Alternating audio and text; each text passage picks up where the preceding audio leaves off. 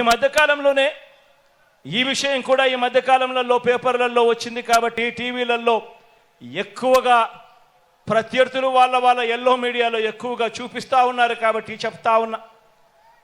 ఎక్కడో బ్రెజిల్ నుంచి మన విశాఖకు చంద్రబాబు వదిన గారి చుట్టం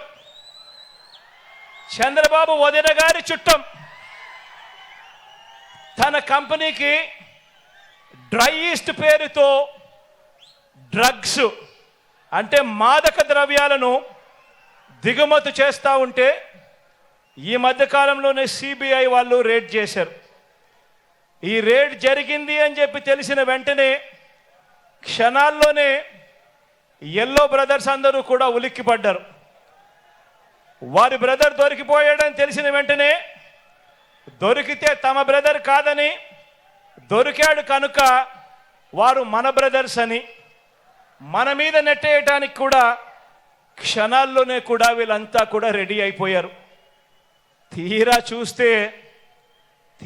చూస్తే వారు ఎవరయ్యారంటే సాక్షాత్తు మన రాష్ట్ర బీజేపీ అధ్యక్షురాలు చంద్రబాబు నాయుడు గారి వదినమ్మ గారి కొడుకు వియంకుడు.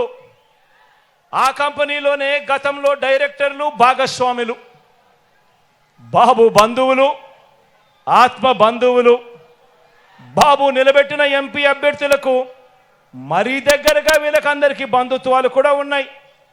నేరమంటూ జరిగితే అది చేసింది వారు, తోసేది మన మీద.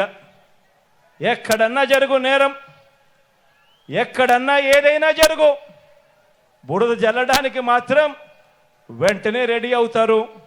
ఒక చంద్రబాబు, ఓ దత్తపుత్రుడు, వీరిద్దరికి తోడవుతారు ఓ ఈనాడు, ఓ ఆంధ్రజ్యోతి, ఓ TV5. వీళ్ళంతా కూడా ఎల్లో బ్యాచ్ తయారైపోయి నేరం అంటూ జరిగితే అది చేసింది వారు, తోసేది మాత్రం మన మీద. ఇదే చంద్రబాబు ఆయన మనుషులు గత 45 సంవత్సరాలుగా ఈ గడ్డ మీద నడుపుతున్న క్షుద్ర రాజకీయాలు కూడా ఈ 45 సంవత్సరాలుగా చూస్తూనే ఉన్నాం.